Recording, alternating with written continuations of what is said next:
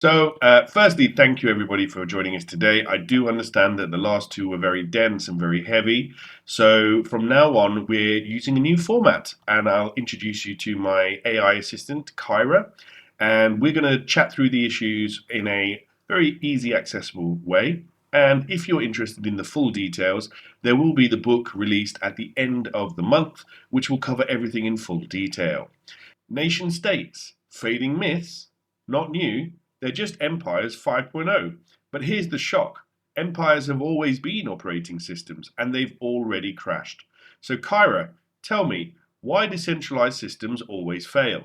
Hey everyone, I'm Kyra. Centralized systems fail because they bloat. No user agency. They're coded for control, not freedom. Empires like Rome ran on infrastructure, but it rotted. Let's break it down. Starting with Rome. What's the story there? Well, thank you very much, Kyra. Rome was Empire OS version 1. Not just swords, but infrastructure as code. Roads slashed travel times. Aqueducts fed cities. The Codus Maximus, legal software for control. Standardized coins, civic rituals. It wasn't domination, it was coordination. But the rot set in. The elites hired mercenaries. Loyalty turned transactional. Power centralized, then broke. Fast forward. The British Empire, the Descendant, Empire OS version 2, a logistics OS, sea control, fossil fuels, telegraph cables, its nervous system. Colonies extracted resources, all for London, but it bloated. Bureaucracy choked agility. Myths of superiority blinded them, and the ledgers bled red. They didn't adapt, they crashed. Ouch. Rome and Britain, total system failures. What about America? Empiro's V30, right? The descendant of Britain's OS? I bet it had slick code, but the same bugs. Centralization. Rot? What's the damage there? Yeah, you're absolutely right. The damage there is after they established the dollar, a global API, Hollywood cultural firmware, military bases with root access worldwide, soft power but hard drones and nukes, a UX designed for dominance, it is all crumbling. 2008 is a system warning. Tech monopolies outrun the state. The discourse?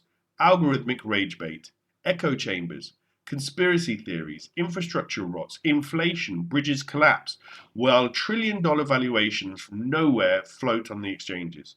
Untethered, meaningless, not accidents, failures of code governance, no updates, short-term gains, long-term collapse. Centralization breaks, always. Absolutely brutal. America's OS failing hard. So, nation states today, they're just Empire OS V40, aren't they? Same old code, fancy branding, flags, elections, but still centralized, still extractive. Well, exactly, Kyra. Nation states are Empire OS version 4. Same backend, centralized, extractive.